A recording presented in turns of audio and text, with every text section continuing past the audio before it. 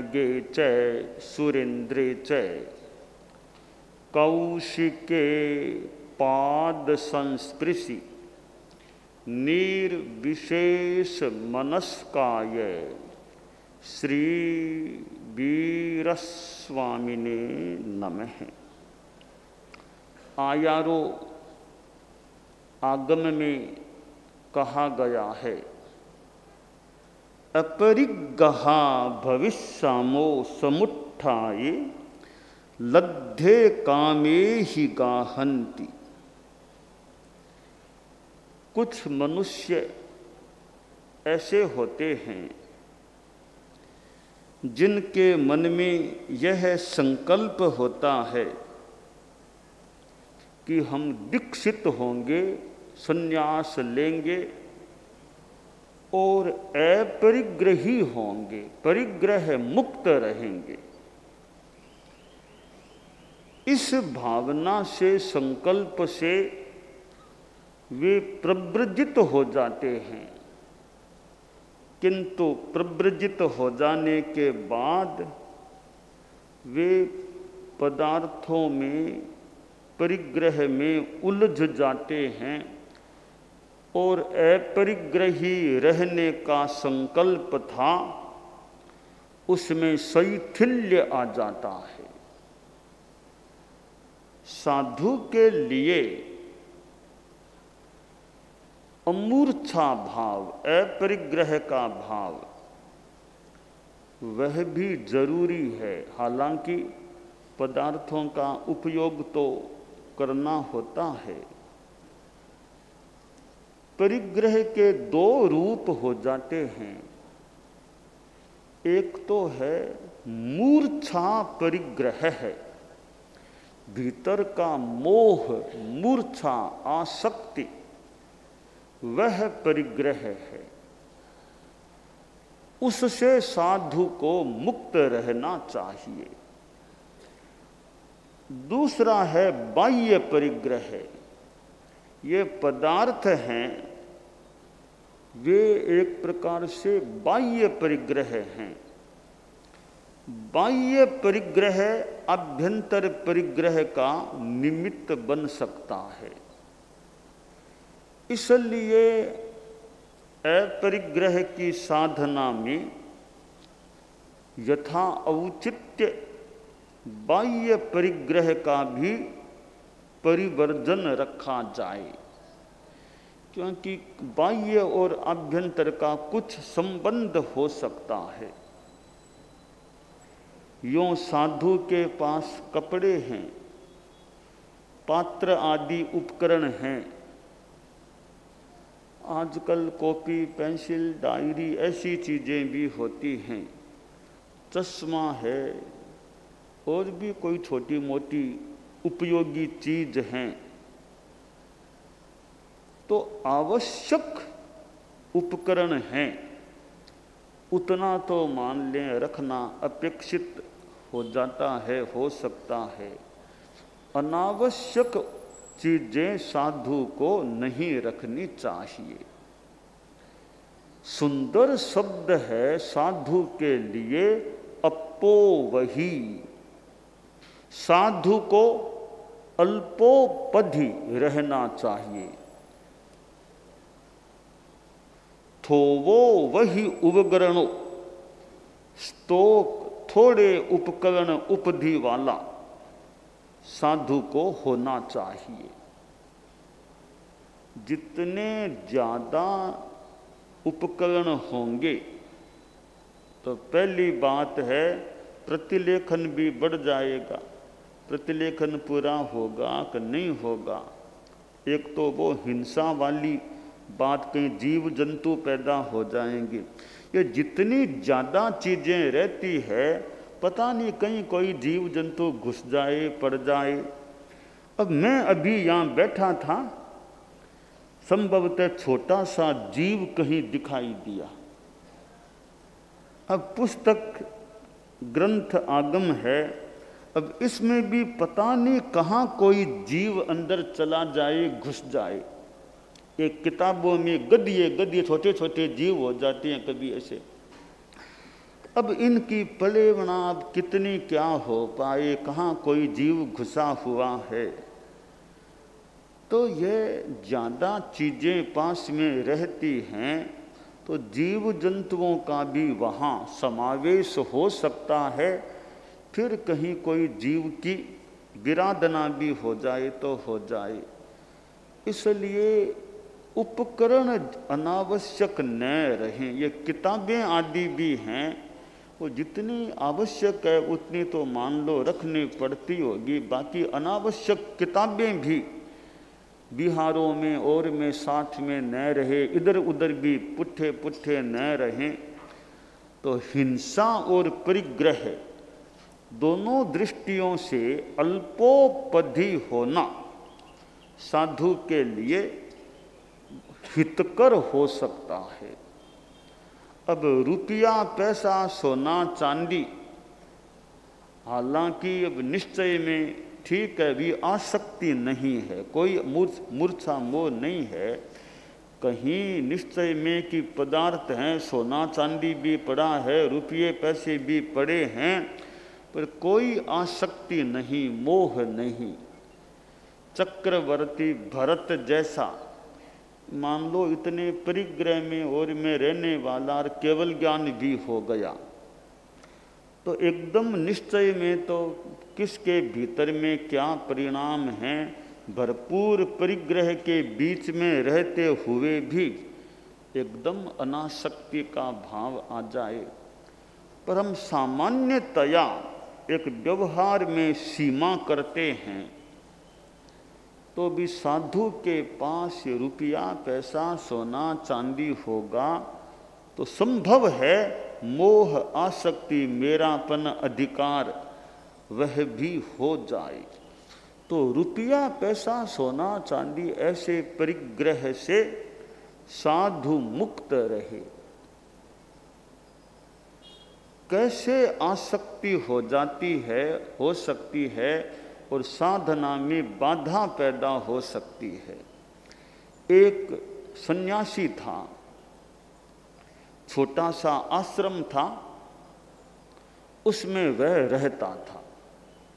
सन्यासी एक ही था, थोड़े कर्मचारी नौकर लोग थे, बाकी एक ही सन्यासी था। एक दिन एक युवक उस रास्ते से जा रहा था, उसको विश्राम करना था। तो वह देखा आश्रम है कोई बाबा जी का, यहाँ चला जाऊं, यहाँ विश्राम का स्थान मिल सकेगा। तो आश्रम में घुसा तो वो बाबा जी का कमरा था, वहाँ चला गया। बाबा जी को नमस्कार किया। बाबा जी ने पूछा कहाँ से आए हो? कि महाराज पास वाले गांव का बाशिंदा हूँ, रहने वाला हूँ। अभी आना कैसे हो गया? कि बाबा जी मुझे आगे जाना है, यहाँ से अंदाज 5-6 कोस दूर एक योगीराज का बड़ा आश्रम है, मुझे योगीराज के दर्शन करने के लिए जाना है।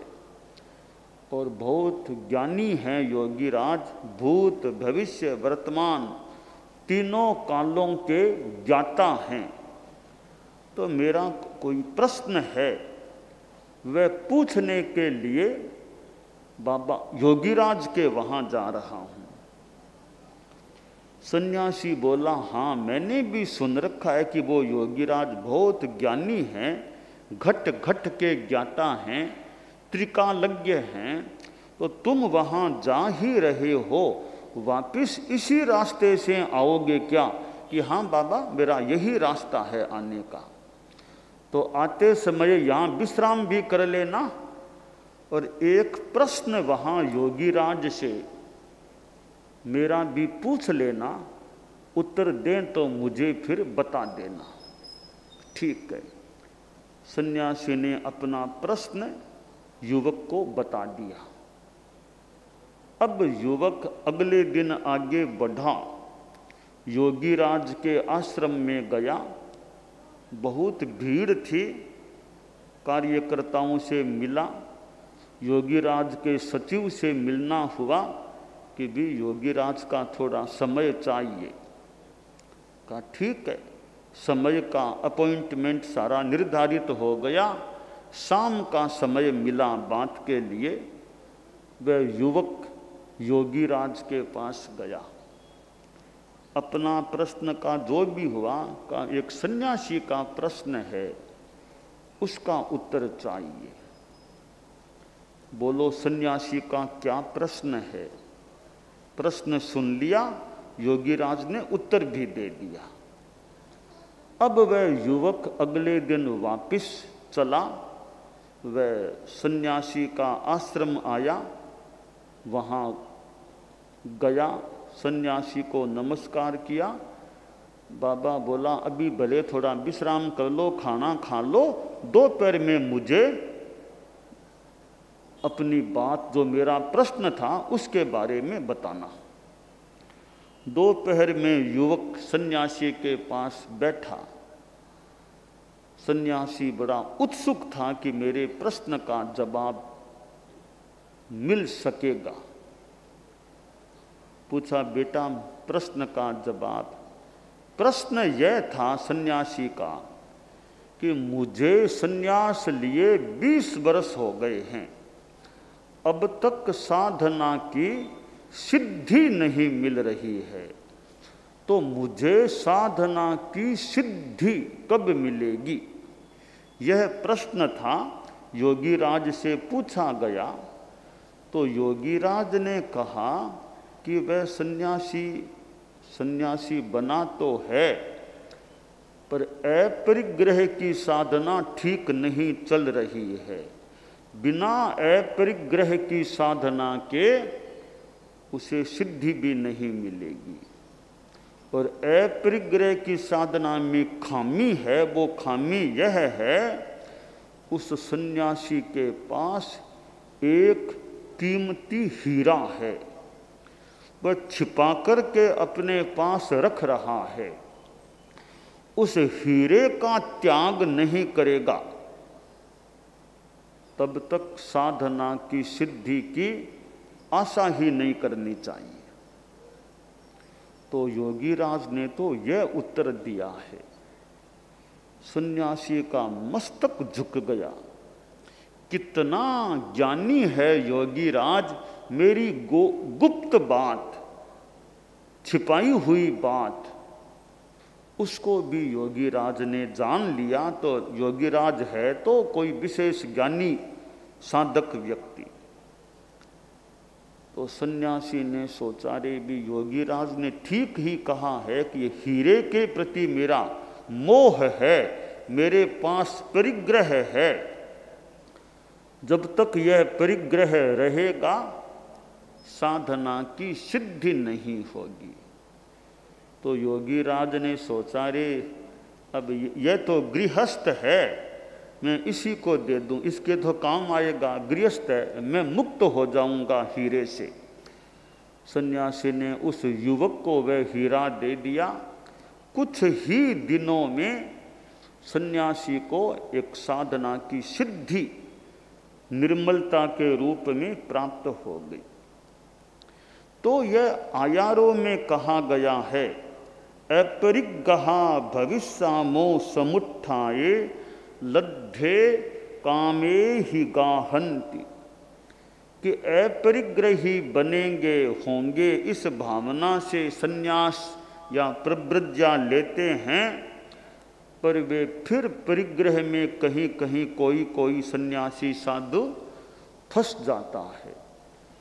तो साधु का जीवन अनासक्त, मूर्छा रहित, परिग्रह मुक्त होता है, अच्छा साधना में मन लगाए रखता है, तो कभी सिद्धि भी प्राप्त हो सकती है। ये सिद्धियां एक तो बाहर की ठीक है सिद्धियां, कि मैं ऐसा कर दूं, मैं इतनी चीज़ें बना दूं, कोई वैक्रिय लब्धि मिल गई और कुछ मिल गई, आहारक लब्धि किसी विशिष्ट साधु को मिल गई, ये लब्धियां सिद्धियां ठीक है, ये भी उपलब्धियां हैं, पर वीतरागता से बड़ी ये सिद्धियां लब्धियां नहीं हैं। क्या है? वैक्रिय शक्ति से रूप निर्माण किसी की आसाधना न हो, लब्धिवानों की आसाधना न हो। लब्धियां है कि मैं शेर का रूप बना सकता हूँ, मैं वह बन सकता हूँ। स्थूली भद्र ने सिंह का रूप बना लिया, स्थूली भद्र की भी आसाधना न हो। तो ये सिद्धियां लब्धियां मिल जाएं,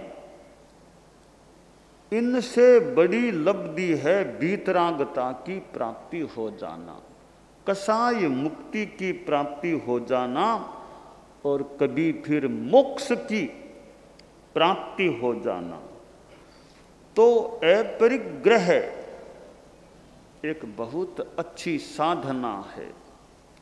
तो साधु में यह अपरिग्रह का भाव हो, लुक छिप कर के भी कोई परिग्रह साधु को नहीं रखना चाहिए। आचार्य श्री तुलसी जब दीक्षित होने वाले थे, संभवतः एक पहली दीक्षा से पहली रात में मोहनलाल जी खटेड़, उनके बड़े भाई साहब, उन्होंने तुलसी से कहा कि 100 का नोट रुपये ले लो, पास में रख लेना, यानी कहीं पुट्ठे में और में रख लेना, कहीं कोई ज़रूरत पड़े तो काम आ जाएंगे। बालक तुलसी हंसे कि भाई जी क्या बात कहते हो, साधु को ये कड़प तक, ये तो कागज है, कागज में क्या दिक्कत है, कि कागज का यह तो परिग्रह है। तो तुलसी बालक ने कहा नहीं, परिग्रह नहीं रखना साधु को, परिग्रह नहीं। तो मोहनलाल जी ने मानो परीक्षा की कि मेरे भाई में कितनी क्या योग्यता है, पात्रता है दीक्षा की। पर मानो कि भाई, छोटा भाई पूर्णतया उत्तीर्ण हो गया कि परिग्रह स्वीकार नहीं है। तो साधु यूँ लुक छिप कर के पैसा रुपया कांच में रखे, यह तो और भी खराब है। यानी एक तो साथ में परिग्रह, फिर माया करना पड़े, छिपाना पड़े। तो परिग्रह से मुक्त, मूर्छा आसक्ति से साधु को मुक्त रहना चाहिए। तो यह बहुत अपने आप में बढ़िया साधना है, जहाँ अपरिग्रह है, ब्रह्मचर्य है, अचौर्य है, सत्य है, अहिंसा है, कितनी बड़ी साधना है। अब गृहस्थ हैं, जो सामान्य आदमी हैं, उनका जीवन तो हिंसा में भी है, कहीं और भी पाप लग सकते हैं, परिग्रह है, और चीज़ें हैं। एक साधु का जीवन जो इन आश्रमों से, प्राणातिपात आदि से मुक्त है, तो गृहस्थ से साधु कितना ऊंचा हो जाता है। साधु भले ज़्यादा विद्वान नहीं है, गृहस्थ विद्वान है, अनेक विषयों का ज्ञाता है। साधु इतना पंडित नहीं है, पर महाव्रतों की साधना है, वह उस गृहस्थ में नहीं है।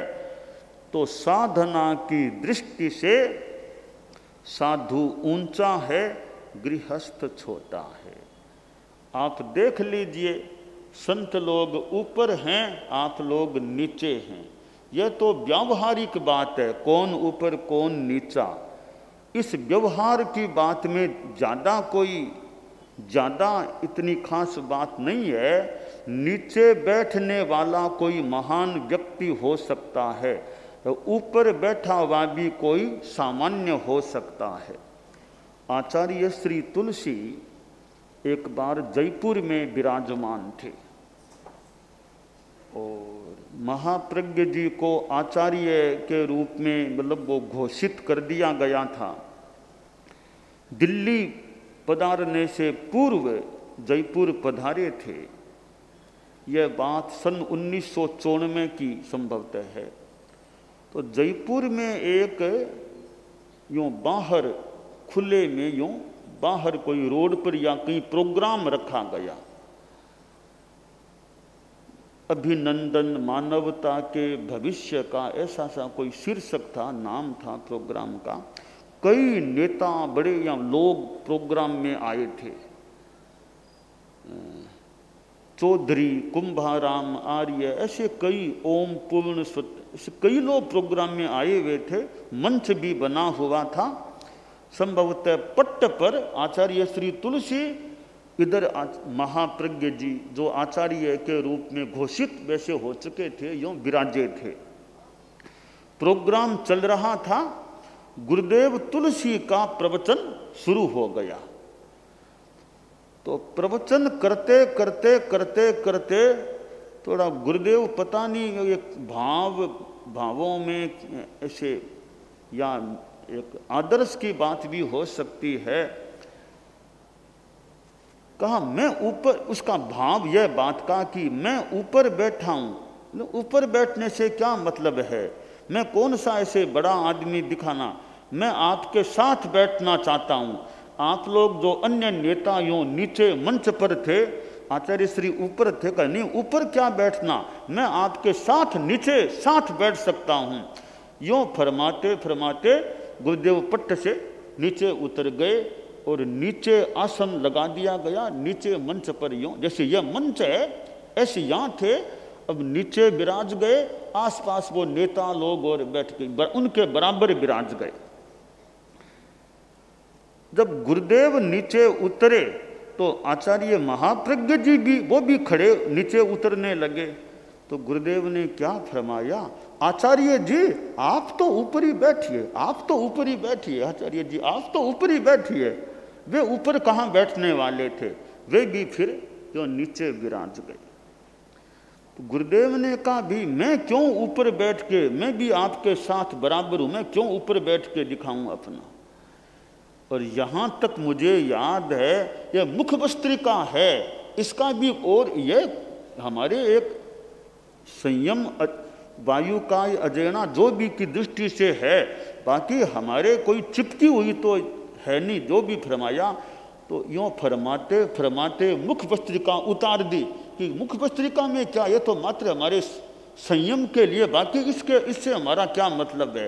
यूँ मुखवस्त्रिका एक बार उतार भी दी। यानी वो मेरा इतना ही कहना था कि ऊपर बैठने मात्र से कोई महान नहीं बन जाता, नीचे बैठने मात्र से कोई छोटा नहीं बन जाता। ऊपर वालों में कोई अमहान हो सकता है और नीचे बैठने वालों में कोई महान आत्मा हो सकती है। तो अपरिग्रह की साधना है, वो अपने आप में उच्चता की साधना है। तो आयारों में कहा गया है, अपरिग्रहा भविष्यामो समुत्थाये लद्धे कामे ही गाहन्ति। हम अपरिग्रही होंगे इस संकल्प से प्रवृज्जित होते हैं, पर बाद में वे परिग्रह में फंस जाते हैं। तो अपरिग्रह की साधना करने वाला व्यक्ति एक प्रकार से संयम की विशिष्ट साधना कर सकता है।